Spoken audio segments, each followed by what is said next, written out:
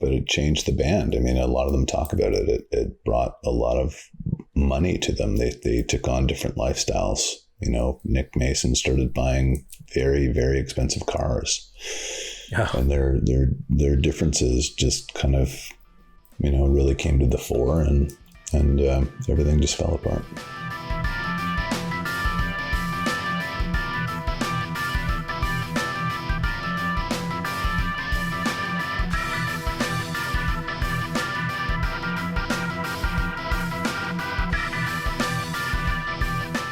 Evening, Mr. Jensen. Good evening, sir. How are you? Doing pretty good.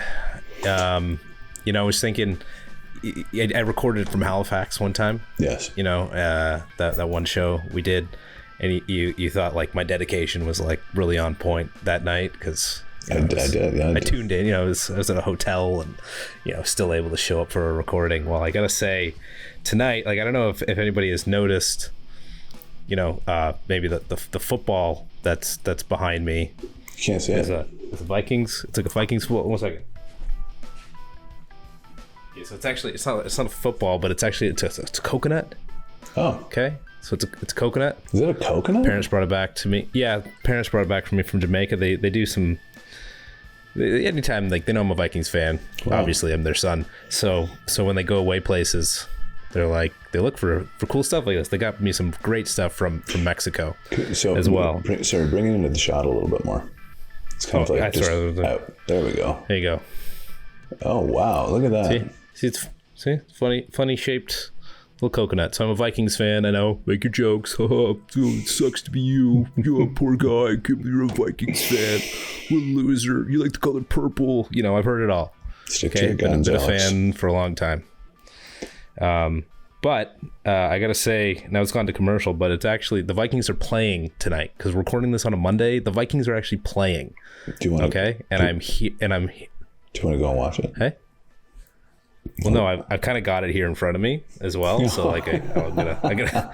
So in case like maybe later in the show, I might like yeah, it's because touchdown. But right now it's not starting out so well for him. So we'll. Maybe just turn it off. Probably won't be too. Well, maybe we'll see. We'll see. All right. Put that back there. So I just, you know, the dedication was high to, recording in Halifax. I'm recording when my sports ball team's playing. Sports ball.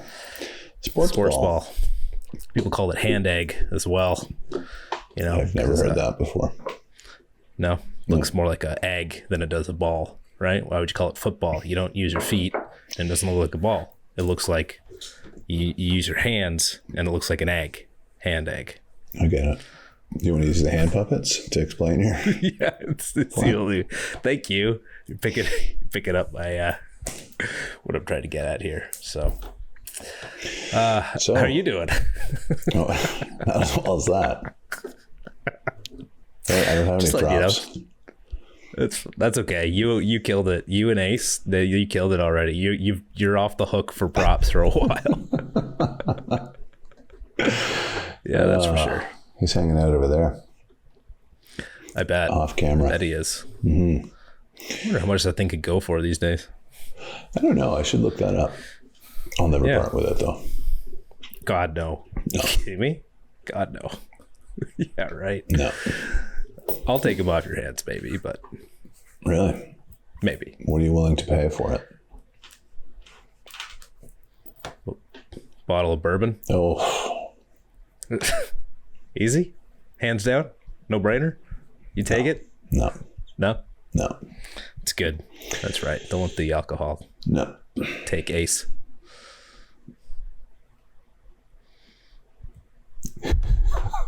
What did you? We can move on now. We can move on. We can get into this week's subject matter if you'd like. Well, really milking this. So what are we talking about? Dark Side of the Moon. Dark Side of the Moon, Pink Floyd, 1973. Yeah. Yes. Wow. What a record. Yeah. See, we kind of overlooked this one because we're in the 50s now. But we overlooked this one.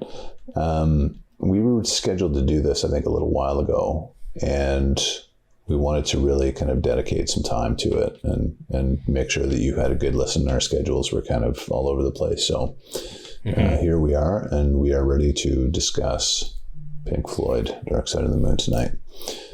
So why don't you tell me what your impressions are, young man? I mean, like, that's tough. I mean, like, that's really tough. My impressions of the Dark Side of the Moon.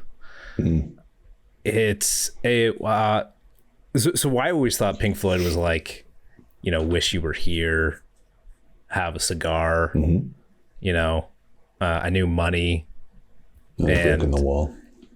Another Brick in the Wall. You know, I knew these as, you know, Pink Floyd songs, and it's really all like Pink Floyd was to me.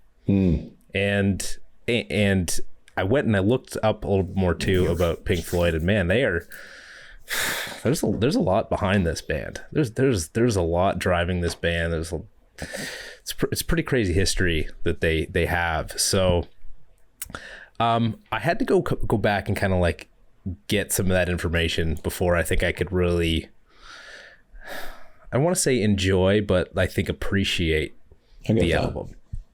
You know, because I put it on, it's cool, it's atmospheric, it's neat, but not a lot of songs, you know? Like it's kind of an experience. It is. As opposed to listening to song by song, like excited for this, that, or whatever.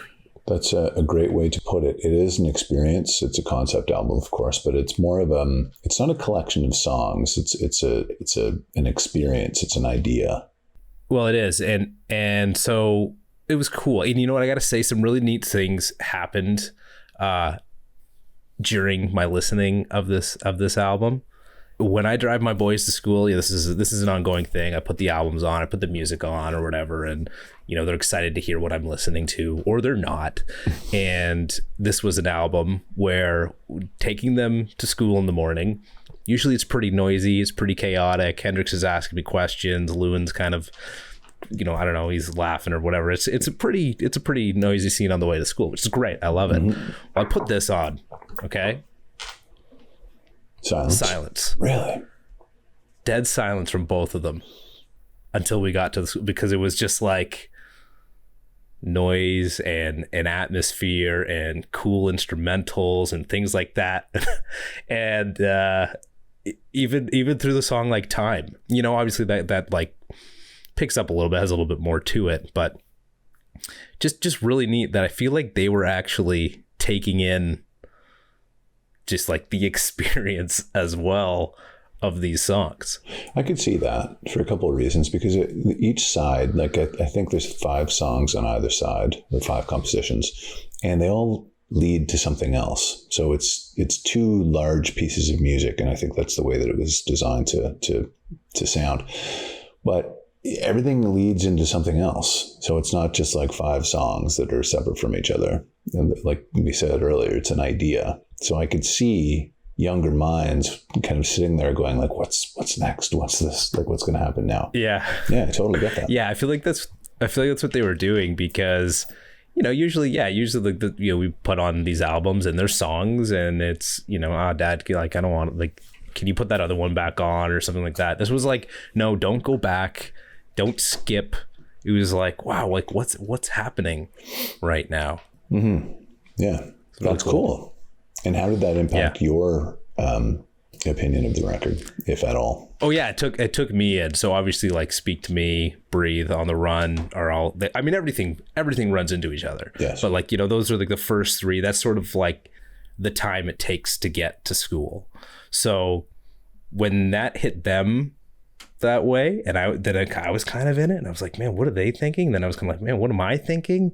And like, this is just like really cool, and like so it's really cool. It's a really cool album, and different, and again, knowing about that history as well, learning about Syd Barrett and sort of what, you know, his impact was on the band, and kind of continued to be even through some songs like this, the falling out of the band. like it's just it's insane, everything surrounding this band as well, that and not that completely affects the listening of this album, but when you start to kind of see a bigger picture and understand the personalities within the band, you're kind of like, man, like I don't know. It's just it's really interesting to hear such genius in these songs, but then such discourse in their friendship and and partnership. The album, predominantly is about insanity and lunacy.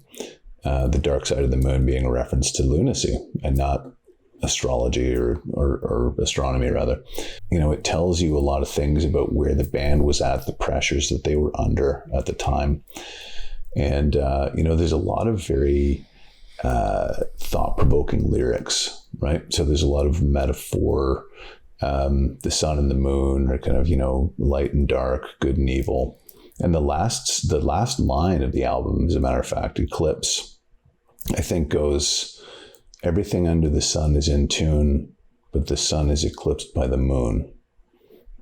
And it's just, it kind of, it's like, I know that there's good, but there's also bad. And it's really thought provoking in a way that, things are good, but evil is kind of lurking out there. So it kind of, the listener is challenged to think kind of along those lines. And it's not like, let's go out and, drink beer and pick up girls. It's, it's a cerebral record, and it's meant to be kind of put on and really focused upon. Yeah. In that way. And they've always been a band even before this that had the audience really drawn in. It was really like the prog of the band, right? It was people, they would get out there and they would, again, it's the experience of their music and playing live. They had been very much used to before this album playing songs and the audience kind of sitting there like, really drawn in, quiet, the pin drop, you could hear the pin drop, that kind of thing. And this album came out and it really reached a whole new audience, right? I mean, this thing was on the Billboard 200 for like 14 years or something like that. And it captured a whole nother audience. And then they started getting people there to their shows screaming they want to hear Money, and it completely altered this experience to the point where Roger Waters like spat in somebody's face in Montreal because he was like, you stop yelling about this, like appreciate what we're doing here. Yeah Well, you know what, as a kid and as a younger person, I always thought that Pink Floyd was kind of pretentious and holier than thou, and I tended to avoid Pink Floyd, but I realized that was a mistake, because this album in particular, a lot of their work is great, but this album in particular is a master stroke in terms of composition and artistry. It just, and it's not that long. It's like, it reminds me a lot of something that Rush would have done. You think about Moving Pictures, we covered that record. It's 42 minutes, I believe. And it's over before it starts, because like I said, like everything leads into something else. And it's so cerebral, and it's fantastic. It's a fantastic record. I mean, you could just listen to this thing on loop. Oh yeah. For hours. Yeah. The heartbeat, Yeah. Yeah. Meant to be, I guess, the beginning and the end of life. Yeah. Again, there's so many metaphors, and that's a cool thing about this record too, is a lot of those things are heard throughout the song. So you hear the heartbeat predominantly at the beginning and the end, but then if you listen closely, you can hear it during Time. You can hear it during On the Run. So they insert that heartbeat, and it's a kick drum that's specially treated to sound like a heartbeat. And they insert it, here, there, and everywhere. There's all kinds of fun stuff, like the voices that you hear speaking are all people who work for Pink Floyd or worked at the studio. And actually the story behind that goes that they interviewed some of these people and asked them stories about conflict and their impressions of death and that sort of thing. Paul and Linda McCartney actually were part of this little interview process, because I think they were this is recorded at Abbey Road, I believe. I could be wrong with that, but they were. No, that's where it was. Yeah. Is it? Yeah. Yeah. And so they went through all these interviews later, and Paul and Linda were trying to be, I guess they were trying too hard to be funny. So their stuff just got rejected. but their guitar player stuff got kept. I can't remember his name. Some Harry McCullough, I think it is. Yeah, Harry McCullough. And he's the guy who says, what does he say? I don't remember. I was quite drunk at the time. And you can hear it very clearly. I also heard, if you listen closely, at the end of Eclipse. Have you heard what's at the end of Eclipse? What are you talking about? Like somebody, at the very end, during that heartbeat, okay, following the final lines. Okay. Who is it, like Glenn Driscoll or something like that? One of their, you got to turn this up. Okay. You turn this up. You can hear an orchestral version of Ticket to Ride. No way. Playing. Yeah, if you turn it way up. He was playing because it was playing in the studio in the background. And so as the heartbeat was going. No way. Yeah, if you turn it up, you can hear the orchestral version of Ticket to Ride playing. That's so cool. Over the speakers. Yeah. I didn't just discover that. I read about that and then I went and listened to it. But I was like, wow, that's cool. I got to bring that as my, if you listen closely. That is very cool. I did not know that. That's awesome. Yeah. There's a lot of stuff. They used to take breaks and go and watch Monty Python for hours. You know, they would do all kinds of like, and then they funded things. Monty Python. Did they? Yeah, because Monty Python and the Holy Grail. So Terry Gilliam and team were really low on funds, or things weren't working out financially for them at the time. So they actually leaned on a lot of musicians at the time, Elton John, right, Led Zeppelin, and Pink Floyd, for financing, because I guess even just around just like tax things that they would be good to finance. So yeah, Pink Floyd helped finance Holy Grail because I had no idea. They were fans of Monty Python and huge fans. Made a ton of money off of the Dark Side of the Moon. Oh God. So that album sold like 45 million copies. Did you know that? Insane. Yeah. A ton. Crazy. Just insane. Yeah. Yeah. An album that took, not just because it had to take this long, but they started recording in May of 72. I think finished it in January of 73. Yeah, they would do things like they were, Roger Waters he was a huge Arsenal Football Club fan. So he would just leave and go and watch a football game, where they would go somewhere and come back, reconvene. And like, they just did this album on their own terms completely. Yeah, which is so strange because it was a massive, massive hit. And Gilmour and Waters, they would also help Syd Barrett record a couple of his albums as well. I don't know if it was really during this time, but yes. Still they kicked him out, right? They kind of, it was Roger Waters' like idea that Barrett not continue with the band because of his, his. He apparently was on a slippery slope himself. Waters was. As they were recording this record, Barrett had really declined. Like, he was just out of his mind completely. And he people said, we have to make a decision here. And he left. And Waters apparently, I saw Roger Waters a couple months ago here in Toronto, and he talked a little bit about it during the show, saying that he, again, he's kind of speaking in metaphors and stuff like that, but he said he was looking at himself in the mirror and, kind of questioning his sanity and that sort of thing. And really, again, that's what this album is about, just the pressures that were on he and the band, and they thought they were starting to snap.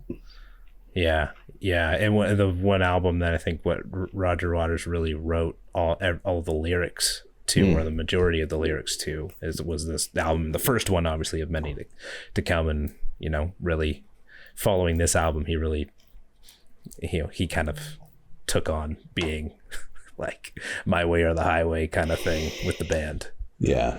Well, I think that like Gilmour came in and replaced Barrett, and they kind of were at odds after this record was recorded, and there's a lot of tension.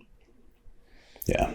Wild. That's so crazy, like there's just so much good. Like, and like I said, I don't know, Wish You Were Here and Have a Cigar. I know it's only a couple, but like The Wall, and I know that The Wall was Waters' way of being like, try to put that wall up in front of the audience because he was tired of this, the audience being too crazy, being too much like fans, as opposed to sort of appreciating the music or the experience that they were trying to give. But man, like just so much about this band is so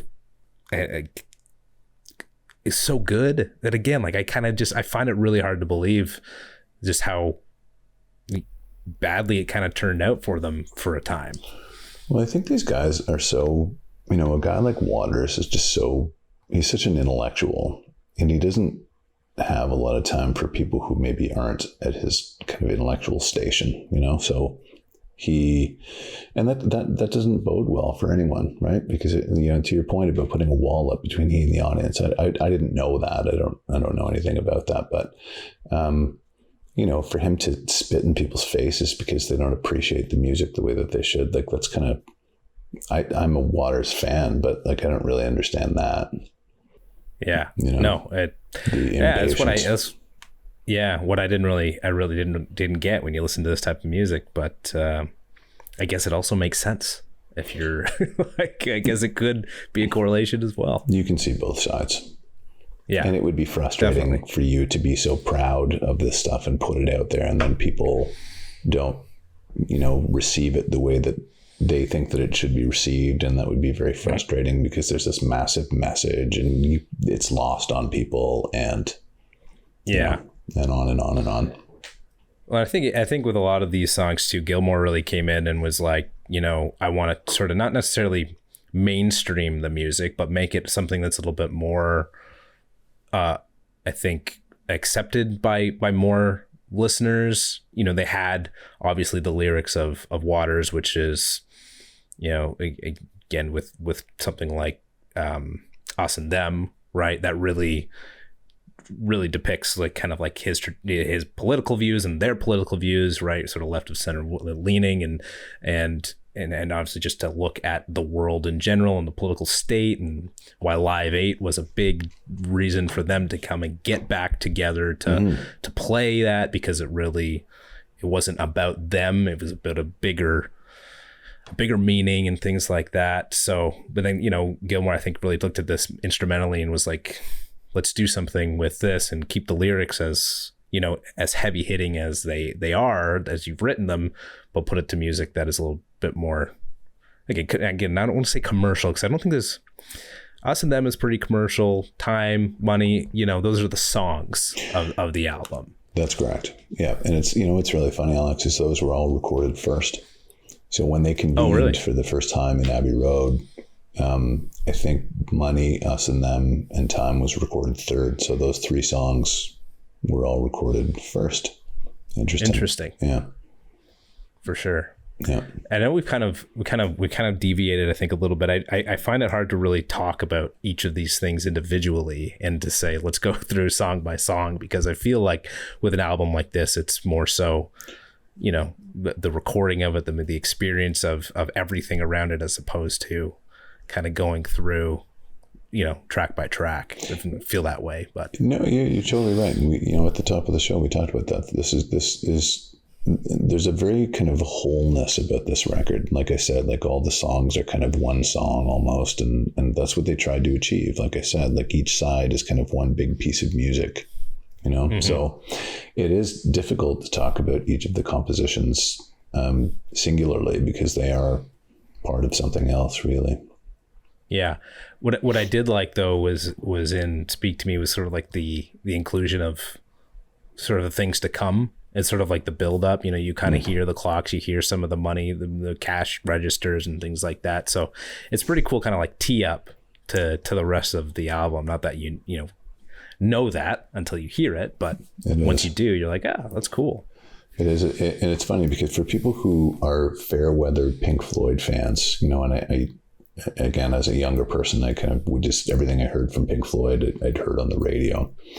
I thought that Breathe and Time were the same song, because in Breathe, or rather in Time, there is a Breathe reprise at the end, right?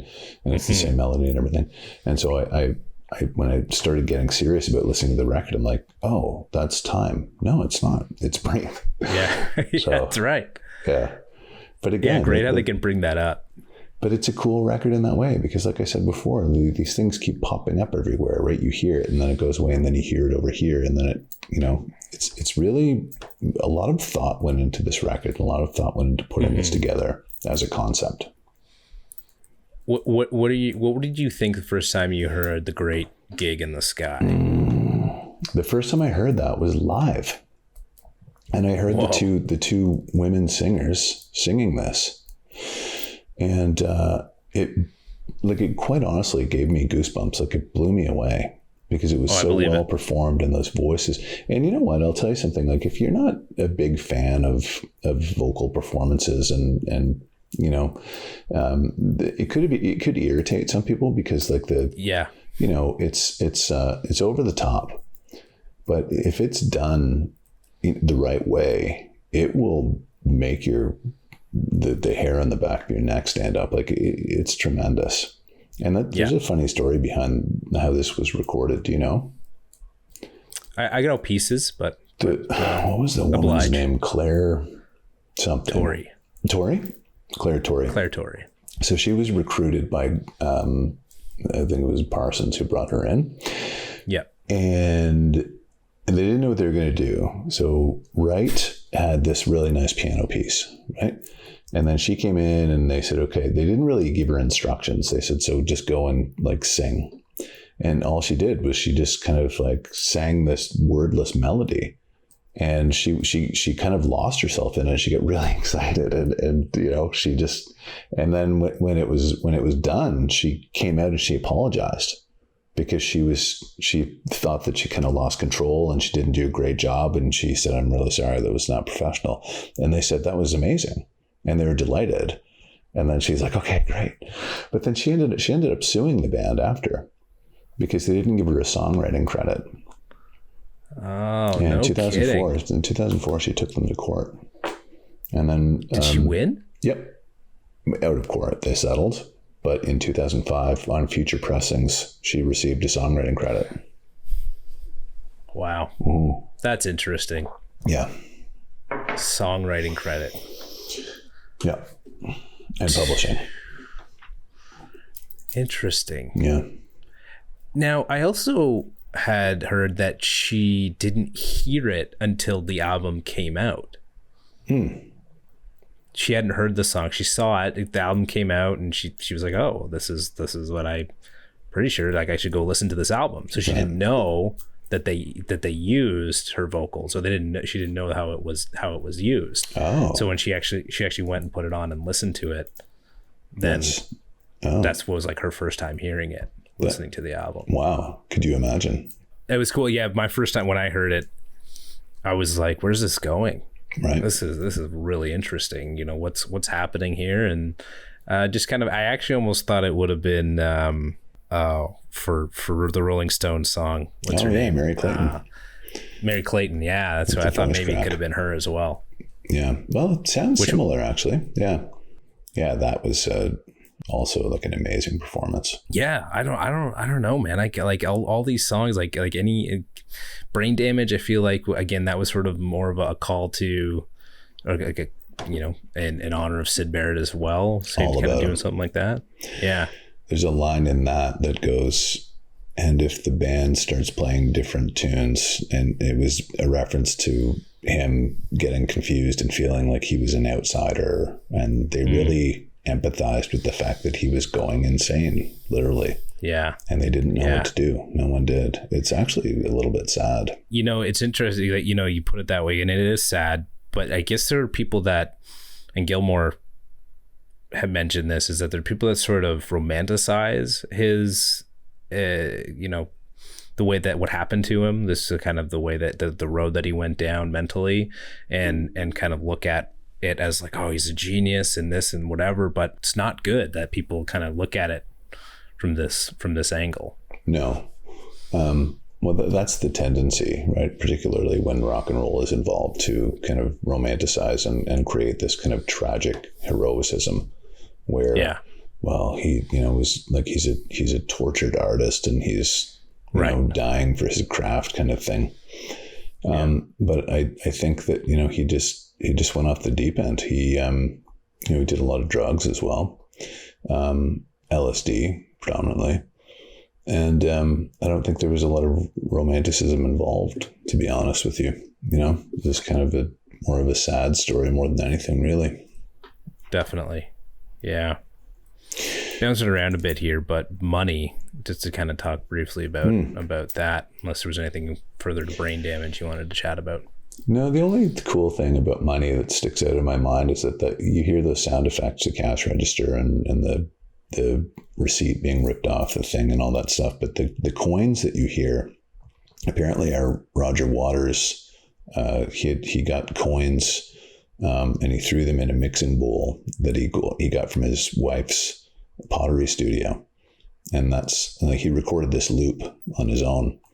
And he just added that. They gathered all these sounds, but that was the sound of him throwing this change into a bowl that he took from his wife's studio, and he recorded that. Just I don't know how or why, but then they took all these sound effects and looped them together. Yeah, and they took the cash register. I guess they measured out how long it takes for the cash register, so that because everything's kind of on beat, right? Yes. So they measured out how long it takes for the cash register to open and make that. That's right, the ding. And things like that, and then they would splice and slice and like kind of revert. So they actually kind of did some crazy cool effects there. And you know what, dude? It was like cutting tape with a razor back then. You know, there was no like cut and paste the way that we do it today. Yeah. It was like literally you had a reel tape, you cut with a razor, you marked it with white pencils, and then you spliced it back together. Those guys were artists. Truly. That's why they wore lab coats at Abbey Road. You know, because they were scientists. They were, you know, pretty much. I mean, that's only maybe that's what I would think, anyways. But yeah. Really cool, man. Really cool album. Really great experience. I mean, you know, that's what it is. It's it's pretty. It's really crazy that it's an album like this that really, like, it's been on the Billboard. That was on the Billboard for like 14 years. Yes, like, it was. That really brought their audience to them. Like this album. Yeah, like that's wild. It is quite wild, and to think this was their 8th record, is even wilder. You know, but it changed the band. I mean, a lot of them talk about it. It brought a lot of money to them. They took on different lifestyles. You know, Nick Mason started buying very, very expensive cars, and their differences just kind of, you know, really came to the fore, and everything just fell apart. Wow. Yeah. That is something. Well, they've been able to put that aside a couple times anyways and come out and put on a few shows together. Obviously, they had the Floyd, you know, Sans Waters, and they've had, you know, Waters performing, you know, Sans Floyd. All his stuff. Sans Floyd, that's right, you know. Pink Sans Floyd and Floyd Sans Pink. That's you know, right. It's really cool. What Pink Floyd, the name? What do you got? What do you got for that? I can't remember. Somebody had told me once, and I don't recall. It was from. I think it's a literary reference. They saw it in a movie or something, because they loved movies and books. But I'm not sure. Obscure blues musicians. I don't know. Pink Anderson and Floyd Council. Is that what it is? Yeah, some blues musicians. Some people thought, I guess, like Pink was referring to Syd Barrett, but yeah, I think ultimately it was either Barrett's or Waters' love for the blues music that. No way. They picked a couple of names. Yeah. At the show that I saw Waters at a little while ago, he told a story, and it was pretty neat because he didn't know where he was going with it, and half of it was narrative, but it was also on the screens, and it would kind of come across like teletype. And it said, you know, on one afternoon, my friend Sid and I went to a show at Hyde Park, whatever it was. And we took a bus there, and you're wondering like where he's going. And the long story short, they went to see the Rolling Stones as kids together. he and Sid. And on the way home on the bus, they made a pact together that they would make a band that was, you know, as cool as the Rolling Stones. And that was Pink Floyd. Yeah, lover, the big art major that guy was, Sid Barrett, and was very much keen on making art for art's sake and not for money's sake. Mm-hmm. Yes, certainly. I think a lot of them felt and shared that sentiment as well. Yeah. Oh, no question. Until they got paid. But maybe, well, until Nick Mason started buying cars. Yes, right. Right. Cool album, man. I mean, one of the best of the time, really. You know, you think about this time, Led Zeppelin 4 was out there, but, you know, of this period, one of the most thought-provoking, powerful records of the time. Again, just to be around when music like this would come out, that's insane. Isn't it, though? You know? I just like that this is something, like, it's so interesting to listen to because it's not a collection of songs. This is something that you put on. I used to have a buddy when I was younger who used to listen to this in the dark. He said, you need to, like, turn off all the lights at night and listen to this from start to finish in the dark. And, you know, maybe he was right. I've never done it, but, like, it's such a great, like, you know, the sonics of this record are amazing when all those chimes come in at the beginning of Breathe, and, you know, there's a lot of panning and crossfading and, you know, things coming in and out. On the Run is fantastic. Oh God. Yeah. That's about, Richard Wright apparently was afraid to fly. And if you listen to the end, there's a plane crashing. Yeah. That's wild. Yeah. But that's this record. Like, this record is just full of all those kinds of references, you know? And that's what I mean. Like, it's easy to overlook this stuff. When I was a kid, I was like, this pretentious stuff. It's just not for me. But there's so much depth. And maybe that's intimidating to the average rock fan. I don't know. But I would highly, highly recommend this. It's just such a kind of thinking person's record. But there are some other big Floyd records. Obviously, The Wall, Animals is another big one. When you think about, like, you know, influence and impact. But I thought, you know, I went through all those and I thought this is kind of the one that, you know, this is a great entry point for you into, you know, what Pink Floyd is. And then, you know, you go through this door and maybe you listen to The Wall, maybe you listen to Wish You Were Here, go from there. But this was kind of the most, for me, the most digestible and easiest way in. Next thing you know, you find yourself in Through the Outdoor. In Through the Outdoor. I heard it, yeah. It's just like a Led Zeppelin reference. It's just a British band. I like how you like feel the need to explain that to me. That's so great. Really? Oh, thanks. Well, just in case you missed it, we've been talking for a while here. I don't know if maybe something like that would just making sure. Just making sure. Wow. Picked it up. I find it hard to rate this album. I mean, like you said, it stands on its own. Like, I don't know how you can give this album like a rating in any. I don't know. I guess you can, but I actually find it hard. I mean, like, it's. I don't know. Does that make sense? It just feels tough to kind of rate an album like this. Tough in what sense? Well, I don't know. It just. Do you feel like you have to grade it on a certain plane, like intellectual sophistication or influence, or? I don't know. I just feel like it's just a great album. Like, I guess that makes it a 5 out of 5, but I don't know how, like, with that. It just feels weird, to be honest, to rate an album like this. Because it's just. It just feels weird. It's beyond rating. Kind of.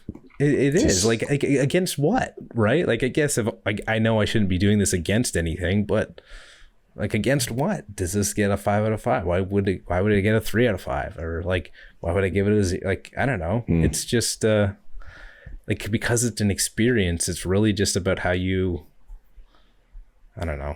I guess it's for every album. It is. Just how you experience it. But I don't know. There's something really interesting about this one where I'm like, it's beyond rating. That means it's beyond 5 then, wouldn't it? We'll throw up the infinite symbol. All right. We'll throw up the infinite symbol. Perfect. Yeah. It's rated infinite. Wow. That's incredible. So that's bad news. That's incredible. That's incredible. No, I don't know, man, because it's like, I don't know. Like I said, there's like 3 songs on it here, right? So like, I don't know. Again, I know everybody's going to interpret an album differently, but something like this just doesn't feel like it's a rateable album. It's just great. That's okay, so it's the album that shall remain unrated then. Great. Let's do that. All right. I won't rate it either. What would you rate it though? If you were going to rate it? Well, of course 5. You would. Well, it's up there. Like it's a monolithic record, really. Right. When I rate these things, I think about the history. I know you shouldn't do that, but compared to other records, right? This album is just it's really, like I said, it's a monolith and it's perfect. Yeah, I guess. You don't know exactly. I mean, that's why I like say when you think about it, it's like there's nothing like.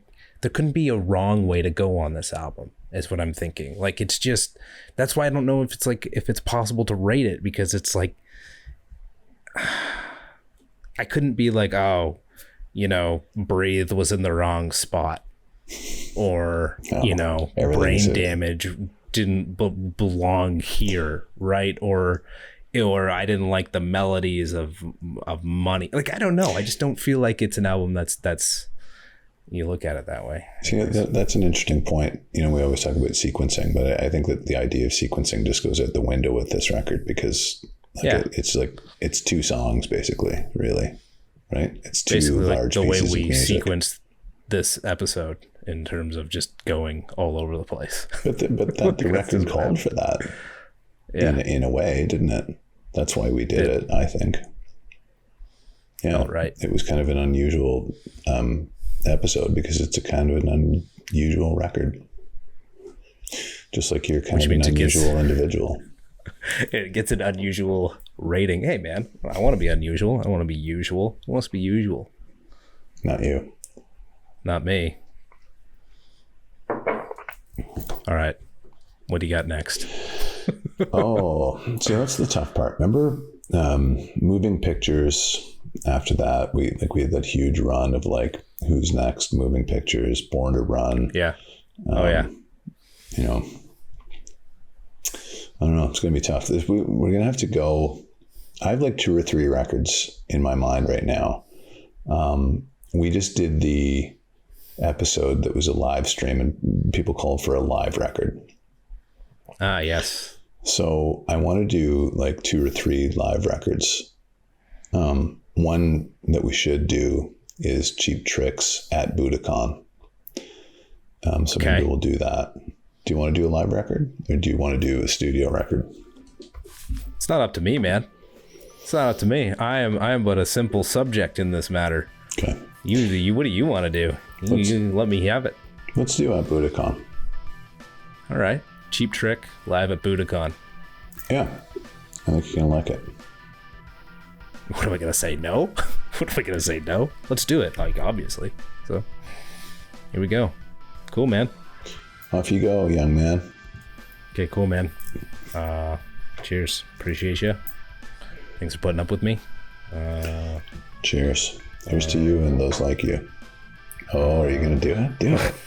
No, try it. Yeah, Come on. No, I can't do it. No, I'm out of it. I'm out.